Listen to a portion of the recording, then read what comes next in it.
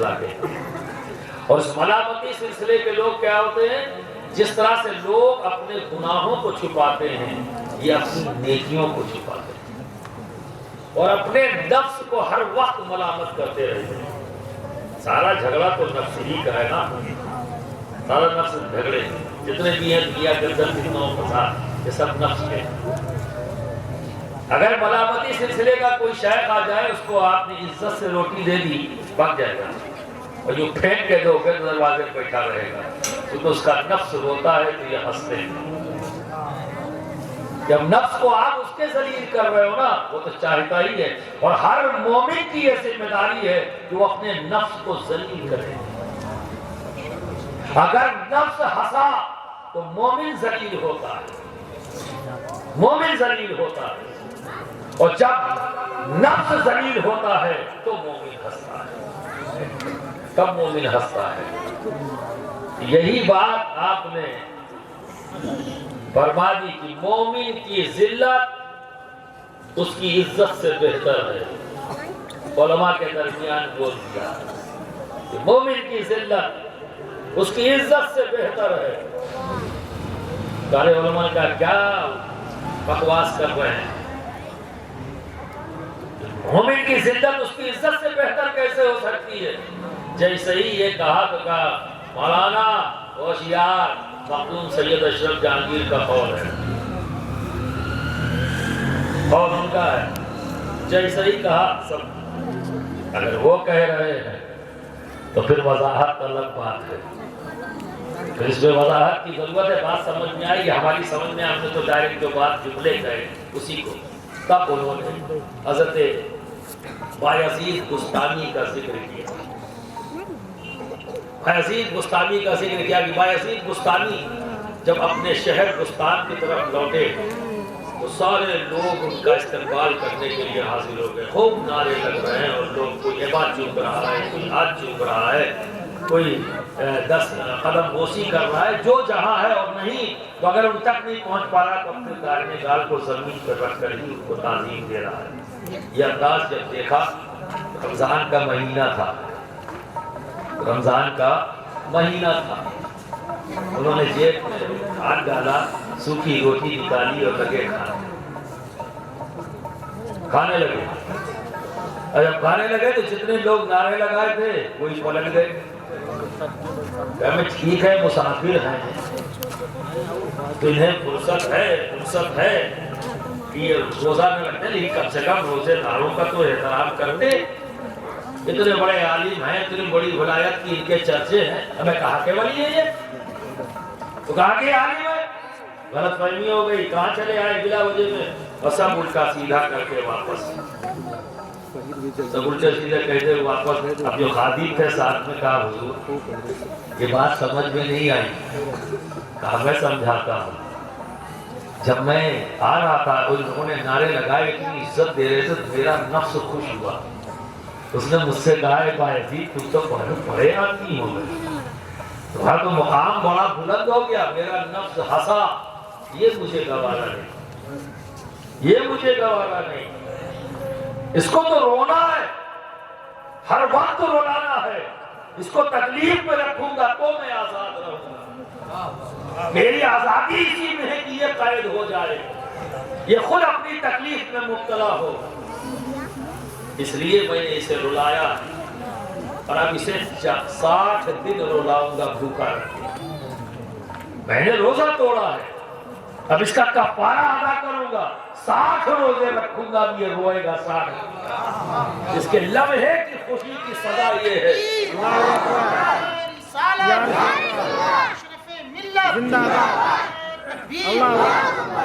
لمحے کی خوشی کی سزا یہ ہے، اسے 60 دن رلاؤں۔ ولایت یوں ہی نہیں مل جاتی، جنت 5 روپیہ چندہ دے کے نہیں ملے گی دوست، بڑی سستی کر دی گئی ہے، یہ ایک کوشش ہے حاصل کرنے کی، اسی پہ رک مت جاؤ، کیونکہ تم مسلمان رکتا نہیں، مسلمان کی زندگی کیا ہے، حرکت میں رہتا ہے ہر وقت، اور اپنی زندگی کا ہر لمحہ وہ آگے سے آگے بڑھنے کی کوشش کرتا ہے۔ تو مدارس میں حصہ لینا، مسجدیں بنوانا، یہ جنت کی طرف بڑھنے کا راستہ، اسٹیپ ہے، قدم ہے۔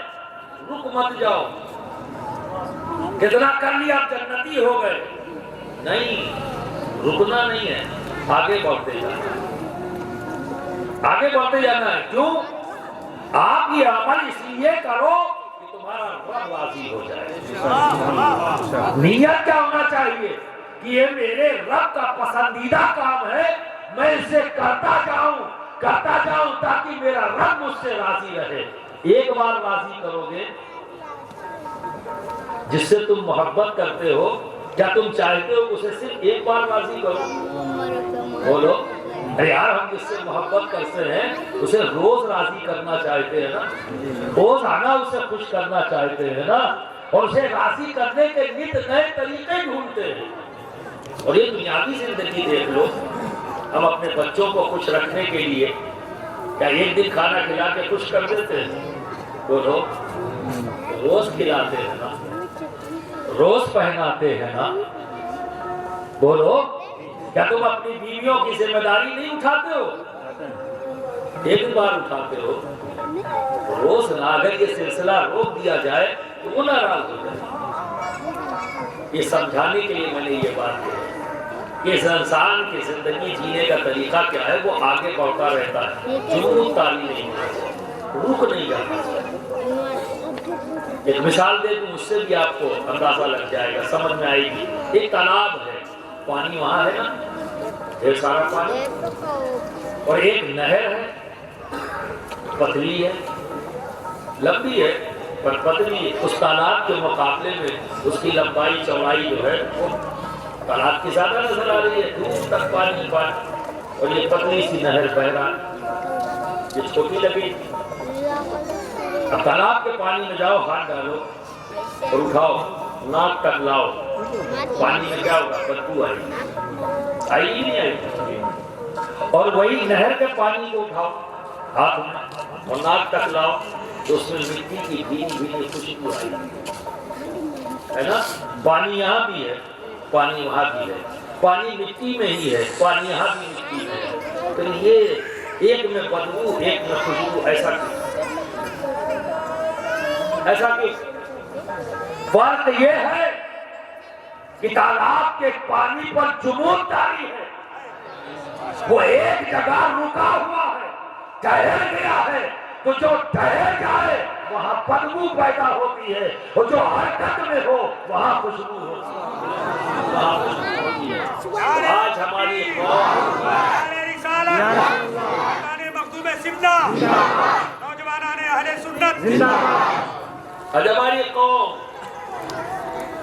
کہیں نہ کہیں اسی انداز میں زندگی گزارنا شروع کر دیا، اب بہت کر لیا، بس جمود طاری مت کرو، حرکت میں رہو، ہر دن ہر صبح اس عزم کے ساتھ اٹھو کہ آج میں اپنے حصے میں کتنی نیکیاں لاتا ہوں، یہ عزم ہونا چاہیے۔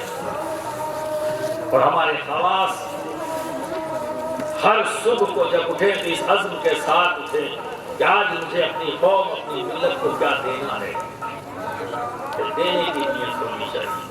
اور آپ جب علماء کی محفل میں بیٹھے تو لینے کی نیت سے بیٹھے، ادب کے ساتھ، احترام کے ساتھ، محبت کے ساتھ، اور اس عزم کے ساتھ کہ ہم اپنے علماء کے ساتھ کھڑے رہیں گے، یا ہمیں نیکی کی دعوت کر دیں گے، ان کا کام ہے دعوت دینا اور ہمارا کام ہے لبیک کہتے ہوئے ان کے ساتھ کھڑا ہونا۔ 1 روپے سے ساتھ دو، جسم سے ساتھ دو، فکر سے ساتھ دو، حرکت سے ساتھ دو، پر ساتھ دو، دور نہیں، کام کرو۔ جو بات ابھی راشٹریہ علماء کونسل کی جانب سے کہی گئی، قابل مبارکباد ہیں راشٹریہ علماء کونسل نیپال کے تمام کارکنان، اس کے ذمہ داران، میں دل کی عطا گہرائیوں سے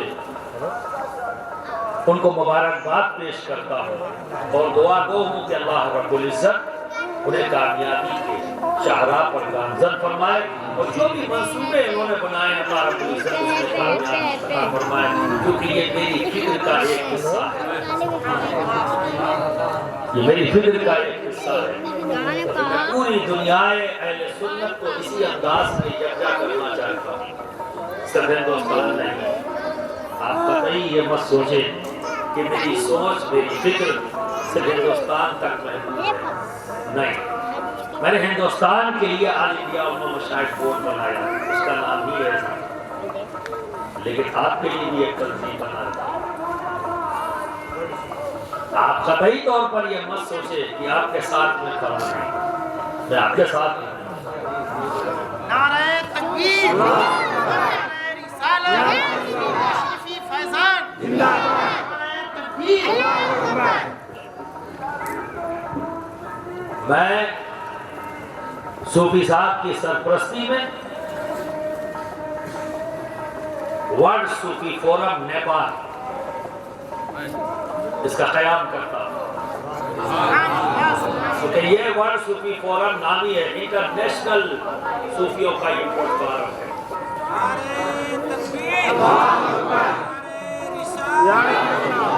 ہماری پہچان ہے، ہماری پہچان ہے، ہماری پہچان ہے، اہل سنت کی پہچان کیا ہے؟ صوفیزم۔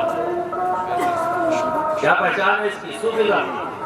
اسی لیے آل انڈیا علماء مشاہد بورڈ سے جب پوچھا گیا کہ آپ کون سے سنی ہیں، تو ہم نے کہا سنی صوفی مسلم ہے۔ جب پوچھا جاتا ہے آپ کون سے مسلمان ہیں، تو ہم کہتے ہیں سنی صوفی مسلم۔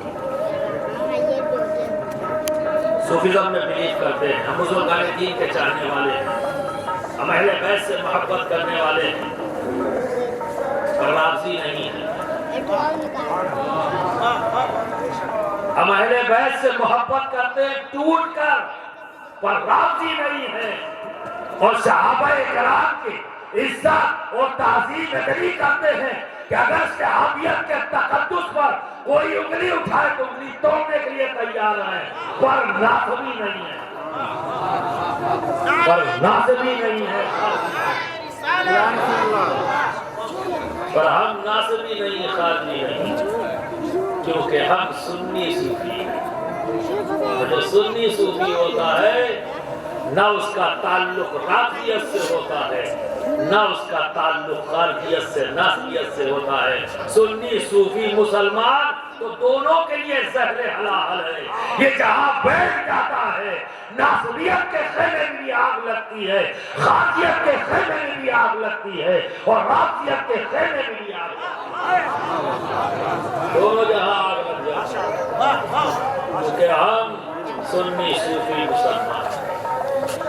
ہم ضدی نہیں ہیں کہ ضد میں آ کے ایک کا ساتھ دے ایک کو چھوڑ دے، ہم سنی مسلمان ہیں، سنی صوفی مسلمان ہیں۔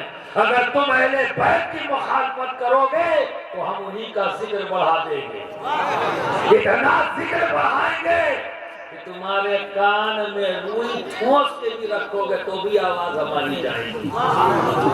لیکن یہ کرنے کے باوجود بھی اگر کسی نے اصحابہ کرام کی جماعت پر انگلی اٹھائی اسی وقت توڑ بھی دیں گے۔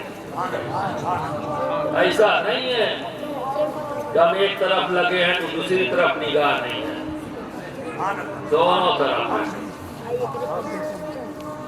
دونوں طرف ہے، کیونکہ یہ دونوں ہمارے نبی کے ہیں، کیونکہ یہ دونوں ہمارے نبی کے ہیں، اور جب ہمارے نبی کے ہیں تو ہمارے ہیں۔ ڈیفنس دفاع تو ہم دونوں کا کریں گے، اور انداز کیا ہے؟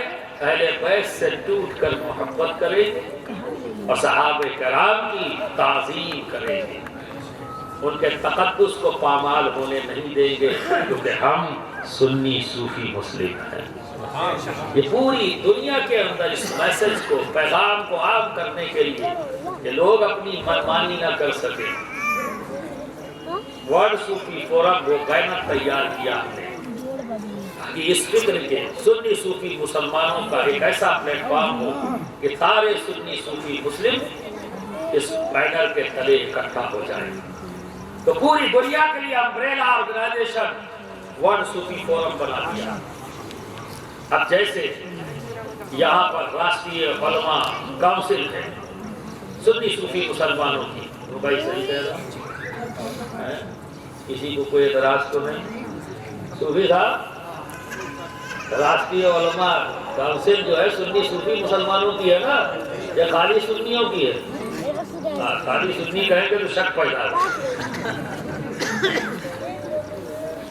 تو راشٹریہ علماء کونسل سنی صوفی مسلمانوں کی آرگنائزیشن نیپال کی یہ رہے گی، اسے قائم رہنا ہے، اور اسے مضبوط کرنے میں سید محمد اشرف جو ساتھ دے سکے گا وہ ساتھ دے گا۔ نعرہ تکبیر، نعرہ رسالت، حضور اشرف ملت، فیضان مخدوم اشرف، صوفی ورلڈ صوفی فورم، نعرہ تکبیر، علماء کونسل اب یہ تعلق کیسے بنایا جائے؟ تعلق بھی بننا ضروری ہے نا۔ آپ سے تعلق ہو گیا کیسے؟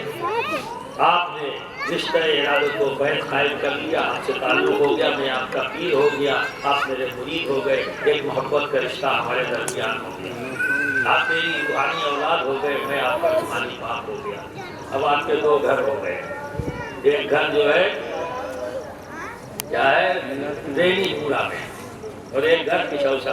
آپ کا دو گھر ہو گئے، ایک گھر بینی پورا، ایک گھر پچھوسا۔ جیسے اپنے گھر میں حق سے جاتے ہو نا، ویسے ہی تمہارا گھر ہے، وہاں حق سے جاؤ۔ دروازہ اگر کوئی نہ کھولے تو کہہ دو اے سنو دروازہ کھولو، میں اپنے گھر آیا ہوں، میرے پیر کا گھر ہے۔ کھولتے کیوں نہیں؟ دبنگئی سے جاؤ، دبنگئی سے جاؤ کیونکہ وہ تمہارا گھر ہے۔ ایک تعلق ہو گیا۔ بزرگان حدیث نے یوں ہی نہیں اکٹھا کرنے کا ایک منظم طریقہ جو دیا ہمیں، آج بھی بیت العدد کا، جس سے پوری دنیا میں آج میں جا رہا ہوں، اور جب میں جاتا ہوں تو مجھے کبھی نہیں لگتا کہ میں اپنے گھر سے باہر ہوں، کبھی نہیں لگتا۔ ابھی تمہارے بیچ میں بیٹھا ہوں، ایک لمحے کے لیے بھی احساس نہیں ہوا کہ میں اپنے گھر سے باہر ہوں۔ جہاں اپنے ہوتے ہیں وہی تو گھر ہوتا ہے بھائی، ہمارا کوئی وطن نہیں ہے، یہ جان لینا، ہمارا کوئی وطن نہیں۔ اگر میرے آقا نے مکہ نہ چھوڑا ہوتا تو ہم کہتے کہ ہمارا وطن ہے۔ جب میرے آقا نے، ہمارے جد کریم نے مکہ چھوڑ دیا تو پوری دنیا ہمارا وطن ہے۔ جہاں رہیں گے وہی وطن، جتنے دن رہیں گے وہی وطن۔ دیکھا نہیں نبی نے مکہ چھوڑا، وطن بن گیا مدینہ، اور پھر وہاں پر ہی امام حسن، امام حسین ہے نا، مولا علی، سبھی لوگ پروان چڑھے مدینے میں۔ اس کے بعد مولا علی نے بصرہ، وطن بدل گیا ہے نا، بصرہ چلے گئے، پھر مدینہ واپس آئے، اور پھر مدینے سے کہا گئے جلاد، جلاد سے پھر کہا آ گئے بغداد، اور بغداد سے پھر کہا گئے حاما، حاما سے پھر پشوشا، تب سے لے کر اب تک پشوشا۔ آگے پتہ نہیں کوئی نسل کہا جائے کیا بات ہے، کیونکہ ہماری جد کریمہ خاتون جنت طیبہ طاہرہ عابدہ زاہدہ، اس ذات نے اپنے رب کی بارگاہ میں جب ہاتھ اٹھایا، یہ ذات جانتے ہو کون ہو؟ جب ہاتھ اٹھاتی ہے تو رب دعا قبول فرماتا ہے۔ اب آپ اندازہ لگائیے ان کے ہاتھ اٹھانے کا اور رب کی قبولیت کا، اللہ رب العزت اپنا نظام بدل دیتا ہے۔ جب خاتون جنت ہاتھ اٹھا لیتی ہیں تو اپنا نظام بدل دیتا ہے رب۔ ہاتھ اٹھایا کہ اے رب، میں نہیں چاہتی کہ موت کا فرشتہ میری روح قبض کرے، میں چاہتی ہوں کہ اے میرے پروردگار تو میری روح کو اپنے دست مبارک سے، دست غیب سے تو میری روح قبض کر۔ میں نہیں چاہتی کہ کوئی فرشتہ میری روح قبض کرے۔ قانون ہے، قانون ہے کہ روح قبض کرنے کے لیے رب تبارک و تعالیٰ نے فرشتہ منتخب کیا ہے اور وہی سب کے روح قبض کرتا ہے. لیکن دنیا میں ایک واحد ذات خاتون جنت کی وہ ذات ہے کہ جس کی روح رب تبارک و تعالیٰ نے دست قدرت سے قبض کیا. یہ ہے خاتون جنت. جب ہاتھ اٹھا دیں دعا کے لیے تو بارگاہ خداوندی میں مقبولیت کا عالم یہ ہے کہ رب اپنا قانون بدل دیتا ہے. رب اپنا قانون بدل دیتا ہے. اسی عابدہ زاہدہ طیبہ باہرہ لخت جگر رسول فاطمہ زہرا نے جب ہاتھ اٹھایا اور یہ کہا ہے رب میں تجھ سے چاہتی ہوں کہ تو میری اولادوں کے رزق کو پوری دنیا میں بکھیر دے. پوری دنیا میں بکھیر دے.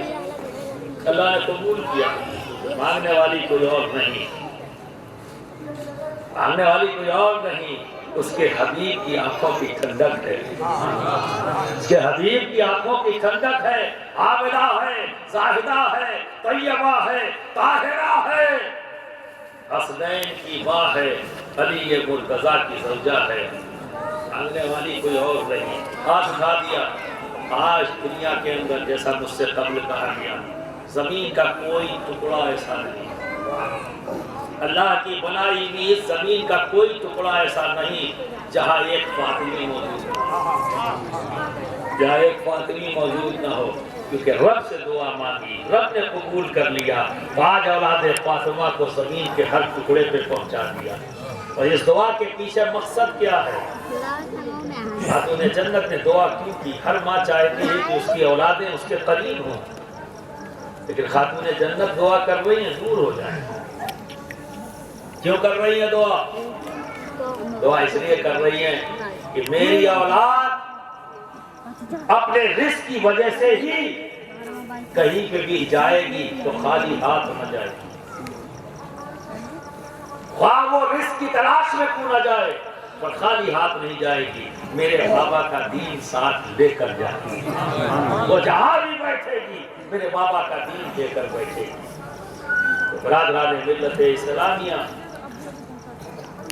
سنی صوفی مسلمانوں کی آرگنائزیشن ورلڈ صوفی فورم, یہ پوری دنیا کے اندر میں دورے کرتا رہتا ہوں اور وہاں اس ملک کی جو سنی صوفی مسلمانوں کی آرگنائزیشن ہے وہاں پر ورلڈ صوفی فورم قائم کرتی ہے. اور وہاں کی جتنی بھی سنی صوفی آرگنائزیشن ہوتی ہیں ان آرگنائزیشن کو ورلڈ صوفی فورم کا ممبر بنا دیا.